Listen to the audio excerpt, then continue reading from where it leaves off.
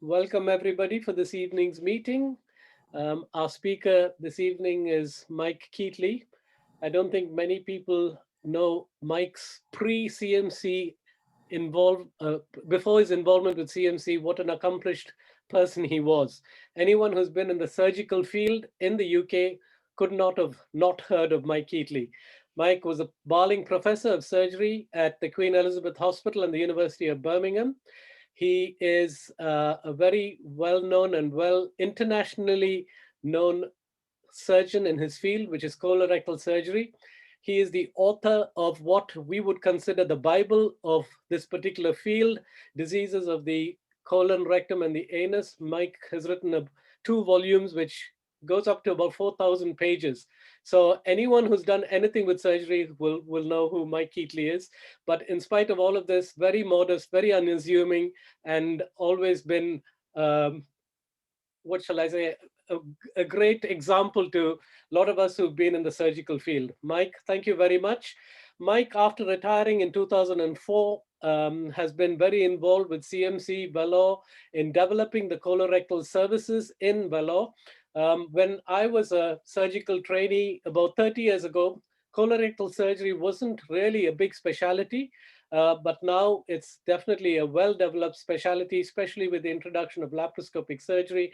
And Mike has been instrumental in leading and developing the unit in Vellore by visiting there numerous times after his retirement from Queen Elizabeth Hospital in the UK. So without much further ado, Mike, thank you very much for agreeing to talk to us and for being so involved with CMC, the Friends of Vellore, and everything that you've done for our institution and our organization. Over to you, Mike. Well, thank you very much for inviting me. Can I have my first slide, Ruth? I'm going to be talking about retirement opportunity. And I didn't know when I started how valuable it would be. So it was a terrific experience. It allowed me to continue in research, which I'm still active. It also allowed me to start a new charity, and I'll say a little bit more about that. And it was a great strength to me in my faith journey. Next slide. Sorry. So here we are. This is the beginning. In 2002, I'm still battling away with the NHS, trying to get more emergency operating theatres out of our trust, and getting a bit cheesed off with it all. The top left-hand picture is my old school, the cricket ground there. And next to it on the right there is a guy called Andrew May. Andrew May is a vascular surgeon, and we are together at an old Monctonian event. But I was talking to him about, well, I'm not sure what I want to do when I retire, but I do want to retire early so I can do something really useful. And he said, why don't you go to Vellore, Mike? And here he is, down at the bottom in the middle, in Vellore with the surgical team. And Andrew May really persuaded me to consider it. So in 2002, I managed to get 4 weeks away from work, and I went to CMC, and I was absolutely bowled over by it. And during that visit, that good gentleman there in the aeroplane with his wife in the blue jacket, Benji, was in charge of one of the surgical units. And we became very close friends. And amazingly, soon after I retired in 2002 and had seriously considered offering some service in retirement, I had a locum consultant job in the academic department, and they didn't want to appoint a substantive person. So Benji from CMC came to work with me for 2 years before I quit, which established an amazing relationship and was the key to the whole thing. Next slide. So here we are. I've given up. I've said goodbye to the NHS and the university. It's 2004, and they're talking about setting up a colorectal unit at Vellore. And I thought, this is just what I can help them with. They didn't have a great deal of expertise in some of the more complex surgery, pouch surgery, inflammatory bowel disease surgery, and so forth. And so I decided that my wife wouldn't let me go for more than about 2 or 3 months at a time. So here we are on the top right in outpatients. Here's the graduation day. You've all seen it, I know. Here we are, bottom left, Johnson House. Fantastic experience, meeting with other volunteers. Amazing opportunity to share. You'll recognize somebody in that picture. She looks a bit younger then. And here we are outside theatre, bottom right, chatting to some patients, explaining what had been performed. Next slide. And here we are in theatre. And to start with, quite a lot of my time I spent in theatre, teaching them some new techniques in establishing the colorectal unit. In those days, most of it was open, but it's quite quickly developed into laparoscopic. And you can see bottom middle here, continuing surgical education. This was the first CME conference on colorectal surgery that we ran. And this became an annual event, and they seem to rope me in on a regular basis to do it. Teaching occurs throughout one's career. And here is one of our students in theatre asking me a few questions. And bottom right, we're on a ward round, and it's a great opportunity for me to learn from others and to share. Next slide. So I get my badge, the bottom here. That allows me to use the bus into the hospital from the college. Top right and top left, I'm on the ward near the nursing station. And one of the things, top right, that I was able to take over to CMC was some equipment that we used for measuring pressures, for assessing function. And so this equipment that would have been thrown out enabled us to set up a physiology unit. And of course, India's just good fun. Next slide. So here we are on the top left on a ward round, and you can see continued medical education maintains its activities. Here's some activity in 2014. And bottom right, yes, I managed to finish writing the 3rd edition of the Bible. I wouldn't have been able to do it had I not had the time when I couldn't talk to people in Tamil in outpatients. So I used my spare time to get that done, and I had a little present when I finished. Next slide. Now, one of the other interesting things was stomas to Vellore. In the Queen Elizabeth Hospital, if a stoma doesn't suit, or for some reason you've opened a packet, you can never use it again. That's the outer packet. And so I asked the nurses there in the right if they would please keep all these stoma bags that otherwise they'd have thrown out. And I used to fly to CMC business class because I always had work to do, so I could set it against business expenses. And that means I could take 2 bags, and one of them was full of stoma bags. So you can see me at home in the snow, setting off for CMC with a bag full of stomas. And here on the bottom left is one of the nurses putting one of the stoma bags from Queen Elizabeth Hospital in Birmingham onto a patient. Next slide. I discovered quite a lot of really interesting things whilst I was doing my time at CMC. On the left there is a guy in rehab, and he's doing some research onto stem cells. And I thought to myself, gosh, that might be interesting. And I'll talk a bit more about that later. In the middle, we've got a working party.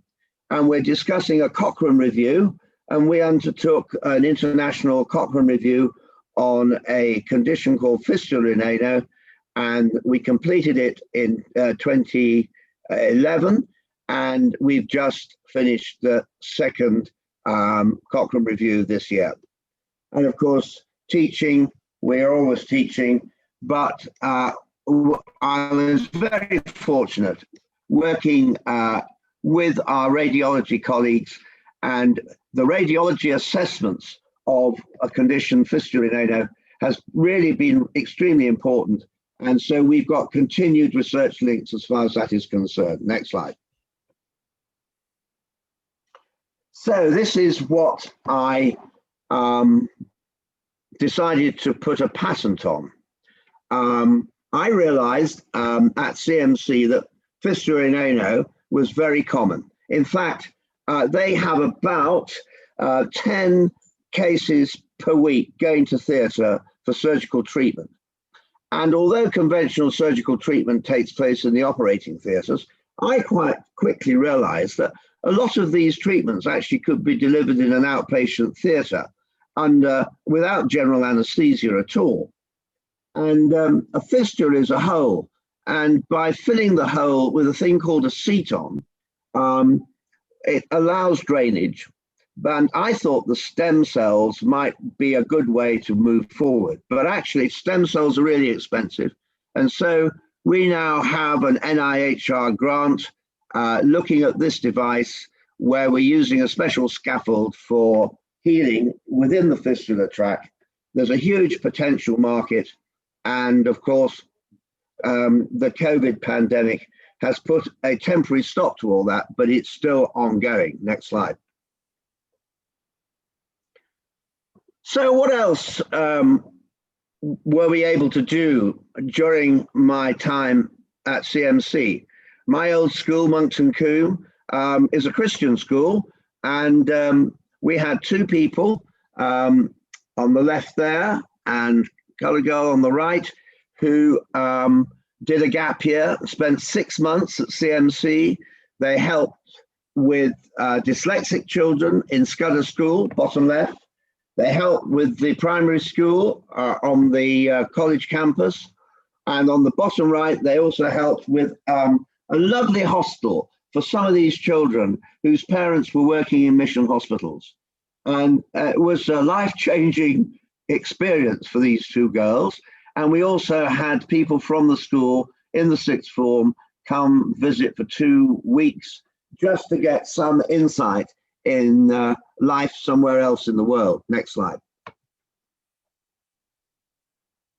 We tried to do the same thing and achieve a sort of link between, this is my church in Tamworth in Arden, little rural village in Warwickshire.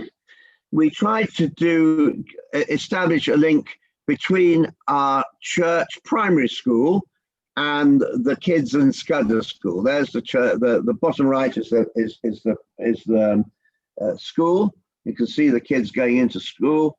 And we did some painting projects with Scudder School, but actually, because of the 4.5 or 5.5 hour time difference, it actually didn't work very well. But it was a good try. Next slide. Now, one of the most important things for me, top left, was the fact that after Joe Dedding had lent me his bicycle on a few occasions, and I feared I might actually crash it, I decided I was going to buy a bike. And it was the best thing, one of the best things I ever did. But I quickly realized that in order to get into the hospital on a bike in the morning, you had to get up very early, first light. Otherwise, the chances are that you get mown down. A lot of people thought this bicycle escapade was a bit of a nonsense, really. And bottom left, you can see that there are a couple of monkeys here who thought I was completely mad. But it was a wonderful opportunity, bottom right, to get out into the rural communities and see life elsewhere in South India. Terrific. Next slide. And one of the other things that I enjoyed doing when I had a bit of spare time was a bit of watercolours. So top left is outside Benji's house, where latterly I used to stay regularly, and that was really terrific. Top right, waiting for the bus. Bottom left, Tipu Sultan's palace. Bottom right, on College Hill as the sun was setting. That was a good way of relaxing. Next slide. So there comes a time in life when you have to learn to stop. Being a surgeon is a bit like playing the fiddle. I think if you're not doing it regularly every day, you start making a mess of it. And you dare not make a mess of it when there are things that can go dangerously wrong if you do. So there came a time when I decided that I'd leave the halls of fame in the Queen Elizabeth Hospital and the ward up there, top left, where I was always given a cup of tea when I went in the morning from the ward cleaner, and my nursing friends who were a great joy to me. And I still consult, but I had other things in my life on the right there. And one of my hobbies is cooking. And I might leave early tonight in order to finish our evening meal, which will be a fish risotto. Next slide. Now, one of the things that really struck me in South India was that there were a group of women who'd had very bad childbirth injuries, who felt completely unable to talk about them, and they felt completely isolated because of their injuries, because they were incontinent. And top left are the nurses with whom I tried to discover more about the psychological and social and spiritual impact that these injuries had on their well-being. In fact, I went to talk to the Imam to find out whether the Imam understood in the Muslim community anything about the toil of these poor ladies who kept a secret to themselves, and they probably had to do so or else their husbands would leave because they were considered unclean. And I went to the rural communities to find out more about the impact, bottom right, of the effect of these injuries on their position in society. And they were clearly almost outcast. And so I used to walk up onto the top of those hills early in the morning. I looked down on the town of Vellore, and I thought to myself, I think we should be doing more to try and support these women. Next slide. So I decided that it might be good to learn more. You know, I've been an academic bowel plumber most of my life, and I've certainly got no psychology training. And I decided I would go to Durham University and read theology, spirituality, and health. And here's one of my paintings of Durham. I was really, really glad to have done that. Gareth Tuckwell was the guy who persuaded me that that might be a good idea. And I learned so much about cleanliness and the spirituality of feeling unclean. And I learnt a lot about how other religious communities thought about these things. And I did some field work in India and in the Midlands and wrote a thesis and published a number of articles about the impact of these injuries on women's lives. Next slide. And so Masic, new charity, was born 5 years ago. Mothers with anal sphincter injuries in childbirth. And these poor ladies feel completely unclean. The bottom left is a sort of word picture of how they feel. And the size of the word is the strength of the statement. So they feel unclean. They want to hide their condition. They feel they've lost dignity, and how do they try and cope? Well, they wash, and they have to plan the day. But the thing that keeps them going is their child and their hope, and that hope is so critical. And so this new charity has close collaboration with a number of other organizations.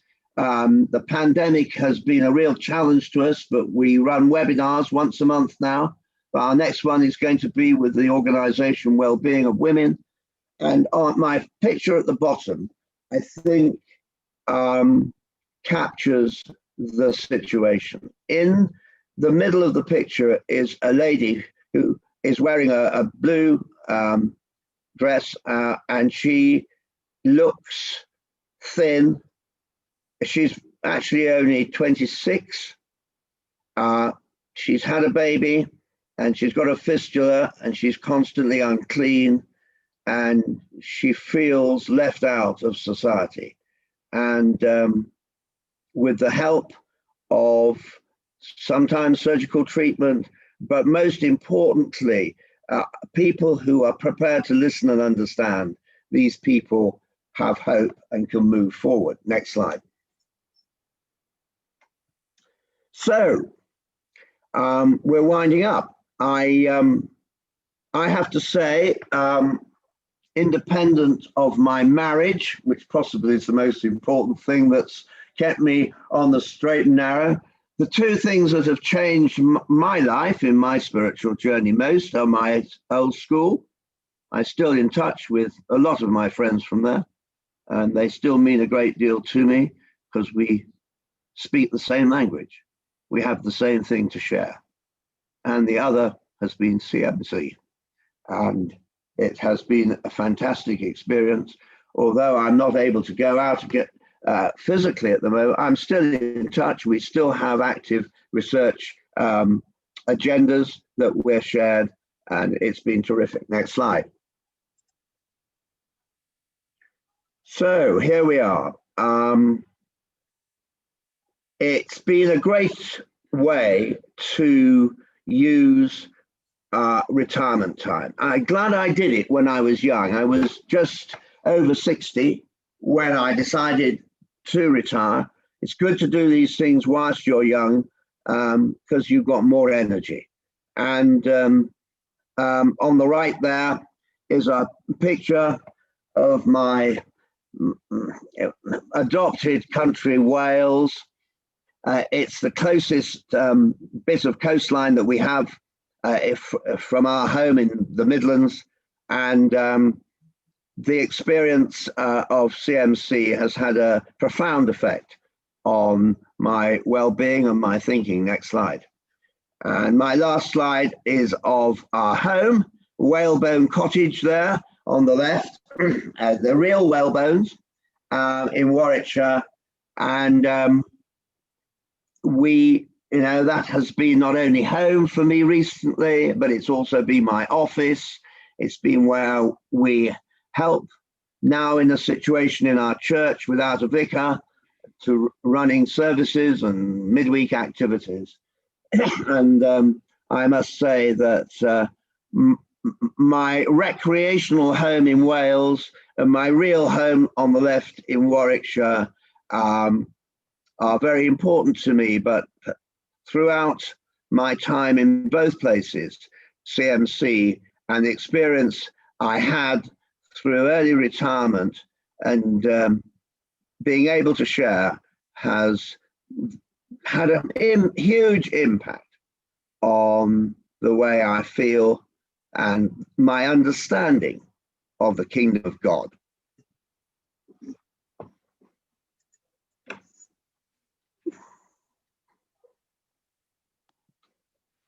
Wow. Thank you, Mike. That was absolutely fantastic to see what you've done and how you've helped the institution, especially in the Department of Colorectal Surgery. As a surgeon, I'm aware, having trained in Vellore, having done my higher surgical studies there, when we did our postgraduate surgical training in Vellore, we just had 3 surgical units. There were no subspecialties.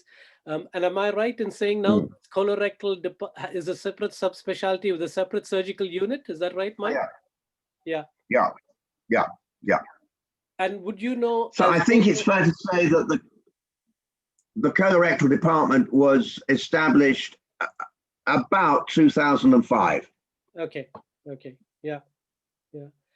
And is there much inflammatory bowel disease? My impression when I trained there was it wasn't very common. We hardly saw Crohn's, ulcerative colitis very rarely.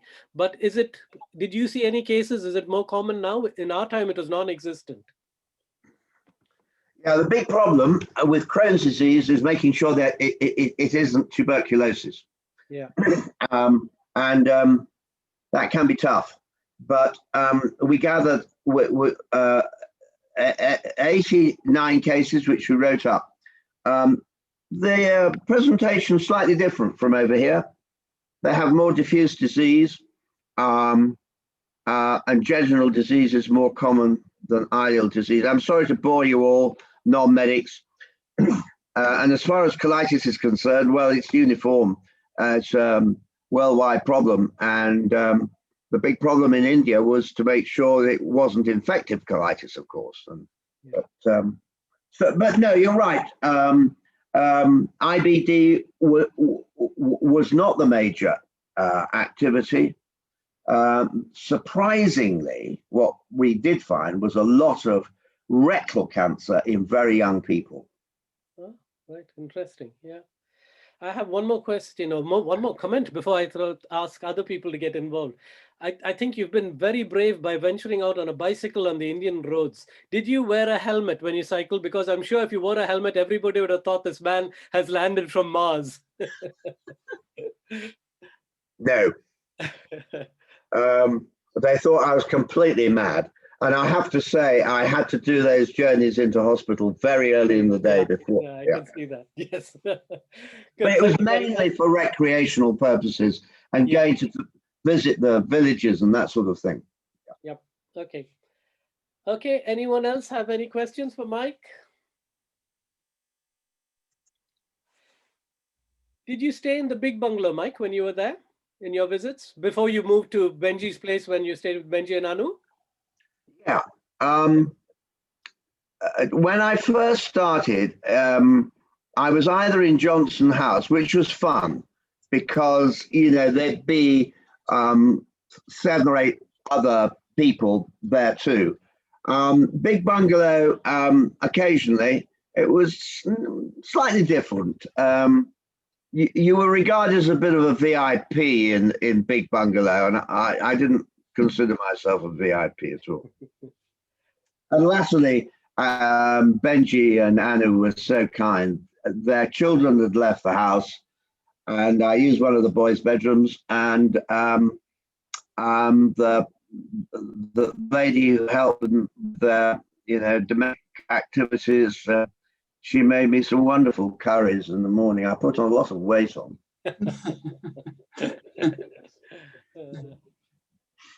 Could I make a mention, please? Mike, I think you did a wonderful job finding this very, very important issue of vesicovaginal fistula, which is, of course, a little bit linked to your previous work. But it is a huge problem in many poor communities, in Africa as much as in India. Have you any sort of idea of the prevalence of this across the Indian populations? And are there services available to places in other centers than Vellore who really try and tackle this?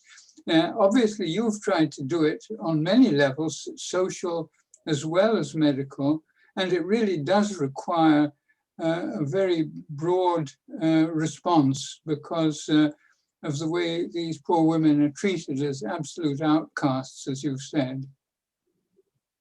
Well, the first thing to say is that fistulas are probably the worst end of the spectrum of obstetric injuries. They're more common in third world countries where there's no easy access to obstetric facilities. Yes. So these women are often in labor a very long time, and they develop a necrosis between the female genital tract and the bowel. But and of course, most are aware of the amazing work that's been done in Ethiopia and elsewhere. But, you know, we still see cases in Britain. So it's very interesting. I've seen 180 ladies in the last 12 years with severe obstetric injuries. 38 of them actually had a fistula. And, you know, when they have a fistula, they're not easy to treat. Repairs often fail. And many of these women, you know, there's a good chance they will face a stoma early on. And if it doesn't dry up, you know, often repeated surgical procedures are necessary. So it's the worst end of the spectrum, but it's a universal problem. It's more common in sub-Saharan Africa and in India than in this country, but we still see it here. There are increasingly units that have well-trained people who are capable of looking after these injuries and treating them. But it's not just the injury, not just the physical.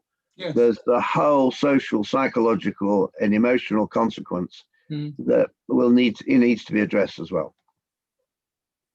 Did you feel that the sort of village health worker response in Ethiopia was successful, and were elements of that transferable to other countries like India? Well, I can't speak for Ethiopia. I have no experience at all. I only know of people who have worked there. And it's not just Ethiopia. I mean, I have an obstetrician friend who worked in Uganda for many years, providing a similar service. There's a huge area here. There's education, making sure women are aware if they were to develop these symptoms that they can be managed, because of course so often they actually hide their symptoms completely. Yeah. So you know, they go to the local well and wash out their dirty things and try and make sure the family just doesn't know about it, because they know that if it's discovered, that they'll be outcast, no longer acceptable in society. Very important. Yeah, Ajit, go ahead. Yeah, Mike, it was interesting to hear about the Masik Foundation. It's the first time I've heard about it. Where does it operate from? Okay, well, thanks for the question. I set it up, and I decided that we needed a load of doctors to get it started. So I had a board of trustees who consisted of obstetricians and midwives and colorectal surgeons and nurses and physiotherapists. We started an educational campaign so that, because general practitioners are largely, you know, today's general practitioner has not had obstetric training. So they're not aware of these injuries and their impact. And it's very interesting. COVID has completely changed us. We knew that we couldn't get these busy doctors to give their time as trustees to this charity. They were far too busy in the front line coping with the pandemic. And we were very fortunate in appointing 2 women who'd been injured, one as an administrator and as the other as the person who runs our website and does all our social media interaction. And basically, the charity is now largely run by the injured women. And that's really good because they can speak the same language. They are more than happy to help set up support groups up and down the country.